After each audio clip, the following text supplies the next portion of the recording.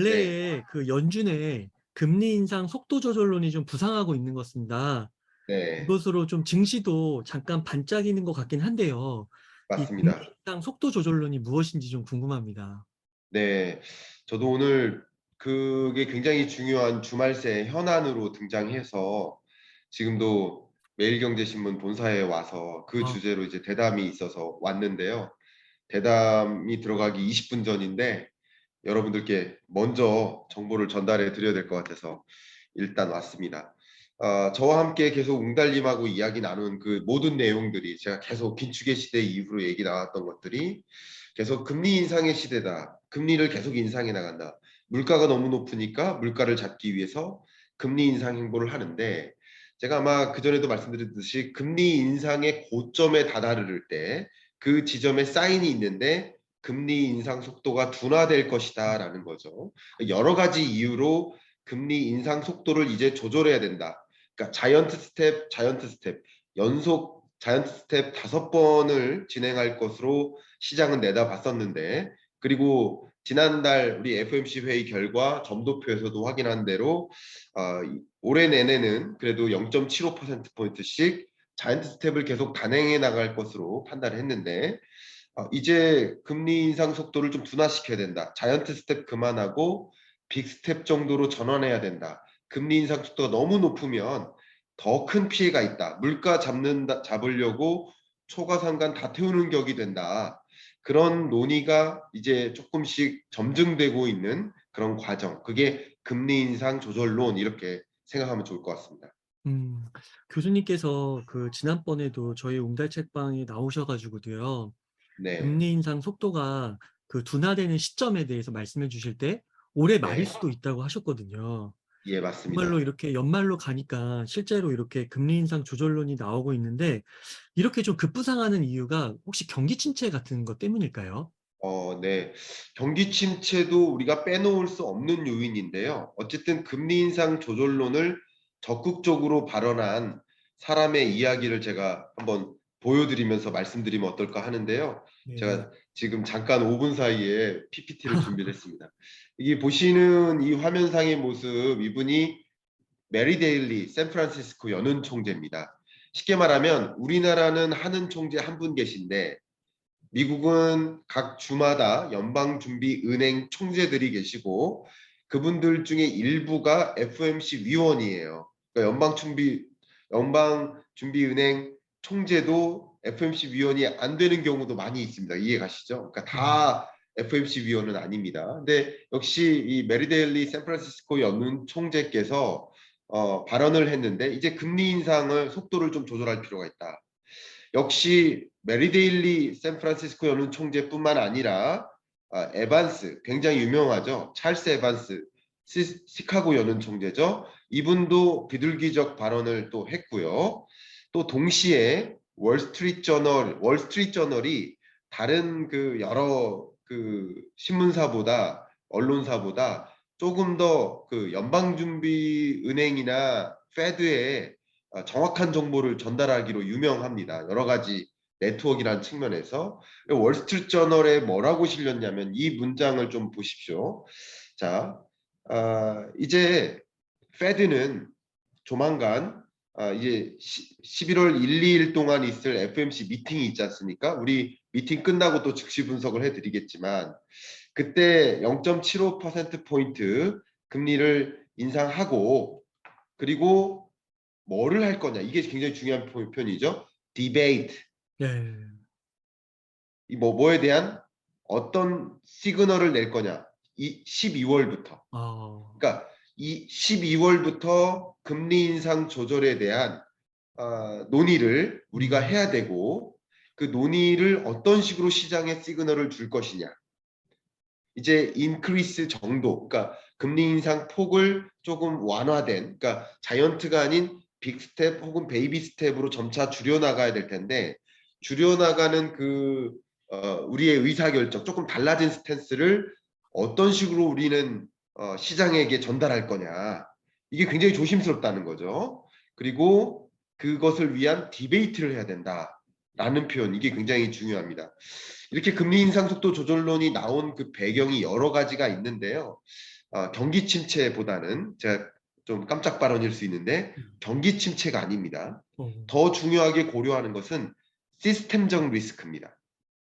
그러니까 근래 주가가 조정된 게 이 보신 것처럼 국채 수익률 때문이에요. 이 국채 수익률 그래프 보이시죠? 네. 국채 수익률이 계속 올라가잖아요.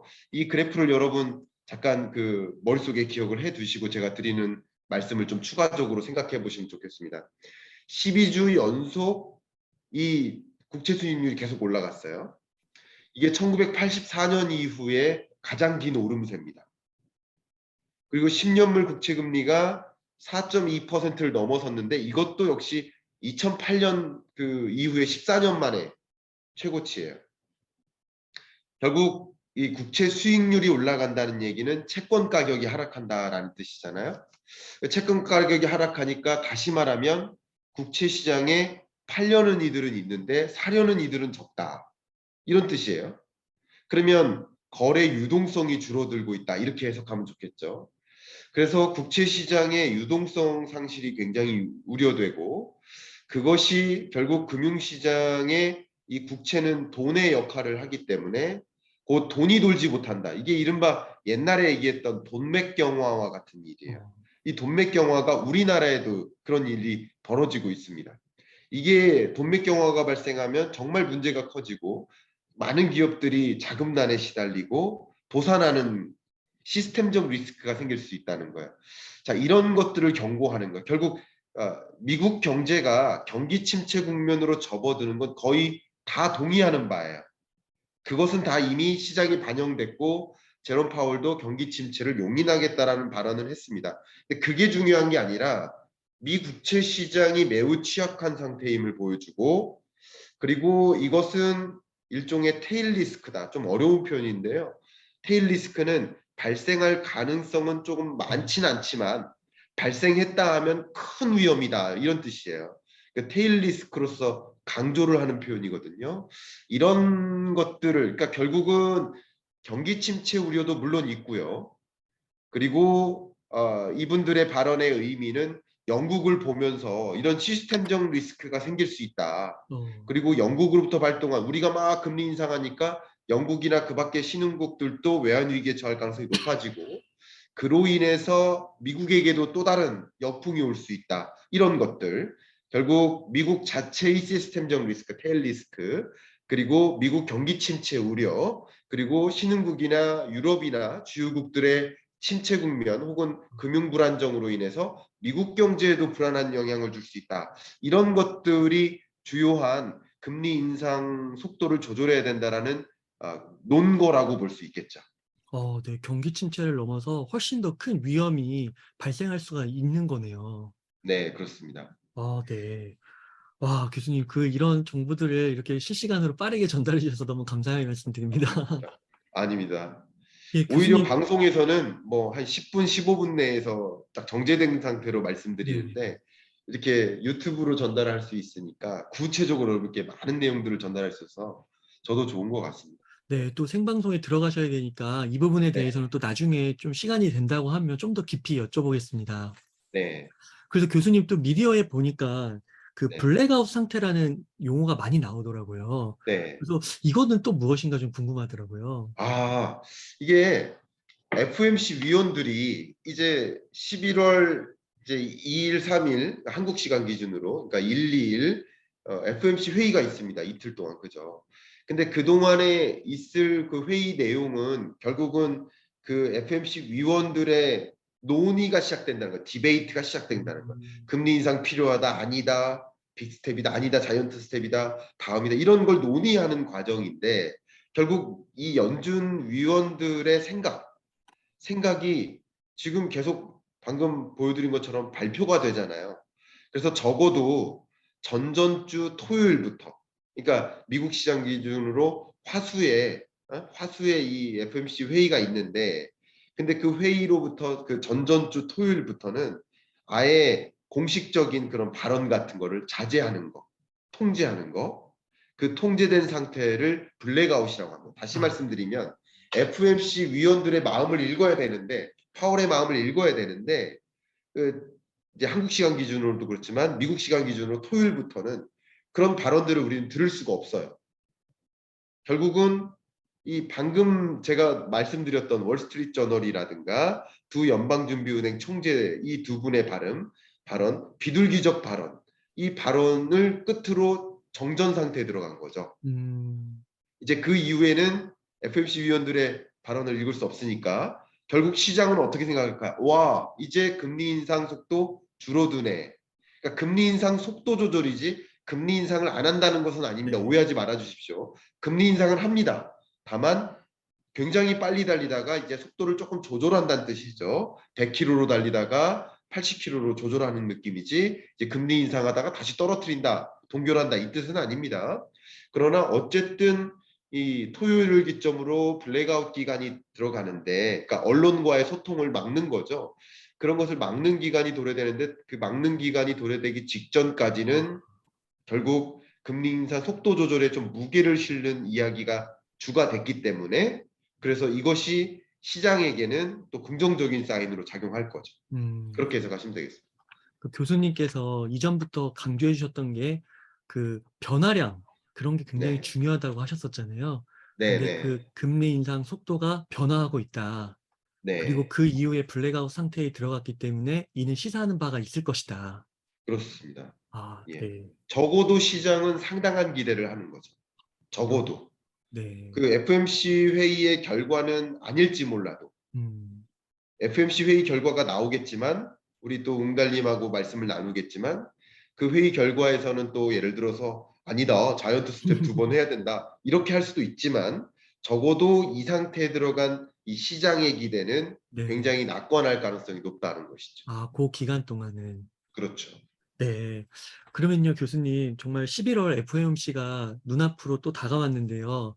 관전 네, 포인트를 좀 짚어주신다면 좋겠습니다. 네 관전 포인트 말씀드리겠습니다. 네. 화면 공유를 좀 해드릴 텐데요. 제가 지난 CPI 발표되자마자 즉시 분석에서 우리 웅달님하고 말씀드렸던 그때 보여드렸던 그래프 그대로입니다. CPI다. 그러니까 CPI가 최근 6, 7, 8, 9 이것은 이제 근원 물가 상승률입니다. CPI가 아니라 근원 CPI다라고 말씀드리고 근원 CPI가 계속 올랐기 때문에 물가 상승세 생각보다 빠른 속도로 안 줄어든다. 물가가 정점에서 고점을 찍고 떨어지긴 했지만 그렇지만 높은 물가가 계속 유지되겠구나라는 걸 확인하면서 자이언트 스텝에 더 무게를 둔 거예요. 이해가시죠? 네. 근데 더더군다나 소비자들의 기대도 굉장히 중요한데 기대 인플레이션율도 안 꺾이고 계속 올라가는 모습인 거야. 이걸 보면서 물가 정점 찍지도 않았는데 아니 그렇게 만약에 그 빅스텝만 해버리면 시장에 안 좋은 사인을 준다. 물가 정점 찍고 물가 잡을랬다가 오히려 시장이 확 안도감을 갖고 적극적으로 소비하고 기업들이 또 음. 적극적으로 투자하고 그렇게 되면 정작 물가 잡으려고 금리 인상했던 것들이 다 숲으로 돌아간다. 어. 그런 입장도 있습니다. 그러니까 결국 여러분 구분하셔야 될 건 뭐냐면 앞에 말씀드렸던 두 연방준비은행 총재 두 분은 원래 비둘기였어요. 그리고 매파적 발언과 이게 왜 그럴 수밖에 없냐면 그러니까 우리나라 총재와 당장 바로 옆에 있는 BOJ 일본은행 총재가 다른 의사결정을 하잖아요. 우리나라는 빅스텝 행보를 하고 있고 일본은 계속 동결하고 있잖아요. 그러리만큼 미국 땅에 있는 각 주의 음. 연방준비은행 총재들은 다른 걸 보는 거예요. 음. 자기 주의 경제 상황을 보니까 우리 경제는 진짜 큰일 났어. 나 문제 있어. 실업이 좀 증가하는 것 같아. 근데 뭐 저쪽 주 같은 경우는 아무 문제 없고 물가만 치솟아요. 그러니까 그렇게 주마다 처해 있는 입장이 다르기 때문에 주마다 주장하는 바가 다를 수 있어요. 네. 그리고 각 이코노미스트들도 역시 자기가 주로 포커스하고 있는 그 데이터가 다르기 때문에 그럴 수 있지만 그래서 제가 여러분께 말씀드리고 싶은 것은 이번 주에 PCE가 발표된다는 거죠. PCE가 중요합니다. 결국 그 연방준비제도에서 FOMC 회의에서 금리를 인상하고 동결하고 얼마나 인상할지 여부를 판단하는 것은 CPI가 아니라 PCE다라고 제가 지난번에 말씀드렸죠.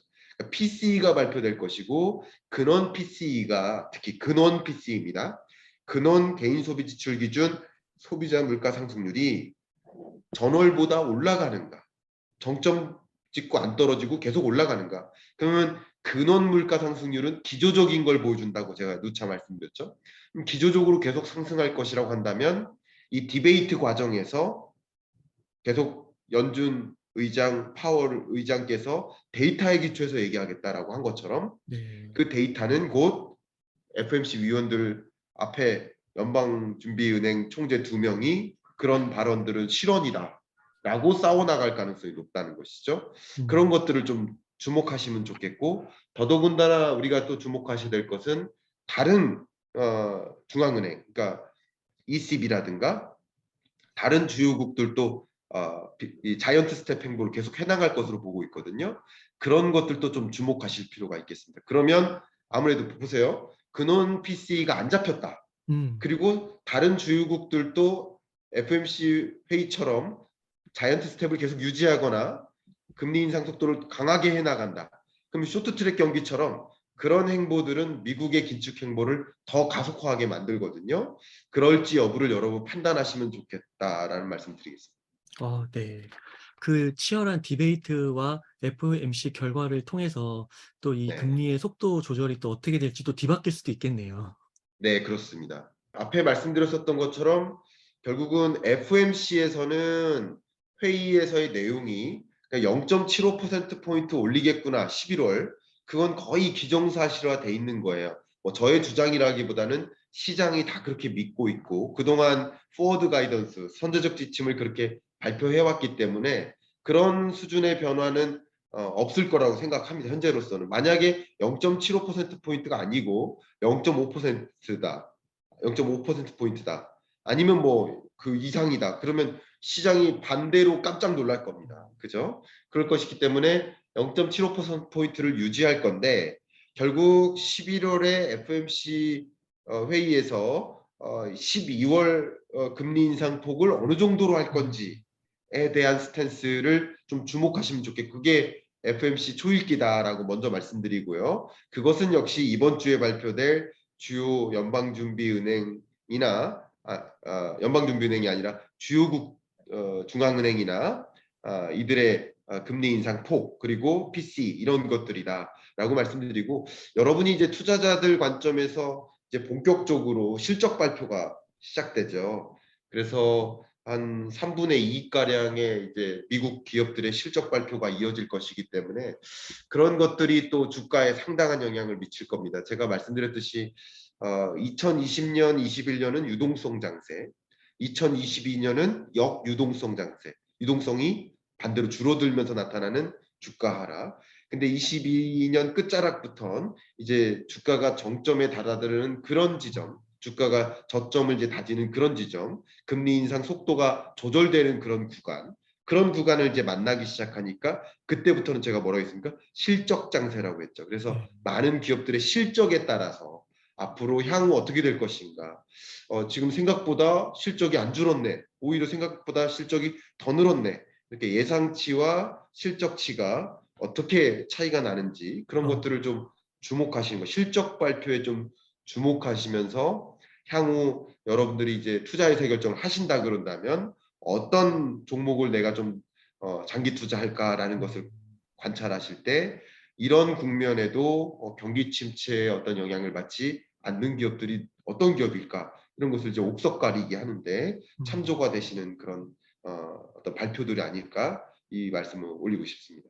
그러니까 앞으로 정말 또 어떤 변수가 터져 가지고 또 시장에 큰 충격을 줄 수도 있지만 네, 지금까지 상황을 좀 고려했을 때는 우선 지수적으로 많이 내려왔고 또 네, 개별 단위, 기업 단위로 갔을 때 그 실적에 따라서 이제 네, 지금부터 바닥을 다져서 올라가는 기업도 있을 수 있고 실적이 또 네, 안 나오면 더 떨어질 수도 있는 거고 네. 그래서 정말 '실적 장세에 이제 돌입한다.' 요것도 주목해야겠네요.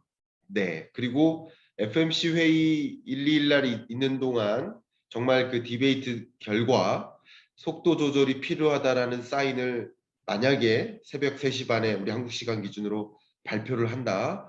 그것은 시장이 우리가 예측한 대로 어. 흘러가는구나 확인하는 장세. 어. 실제로 속도가 이렇게 둔화되는 속도 둔화는 있습니다. 그게 12월일지 내년일지가 관건인 것이죠. 근데 그것이 생각보다 앞당겨진다는 것은 주가라는 측면, 환율이라는 측면에서 보면 긍정적인 거죠.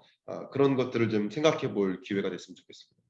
그러니까 그 경기 침체 그 실감하는 거는 좀 힘들 수 있어도 그 많은 분들이 투자를 하시다 보니까 투자적인 관점에서 좀 볼 때는 그래도 조금씩 희망이 생기는 것 같은 느낌을 조금 받기도 하는 것 같고요. 그렇습니다. 네.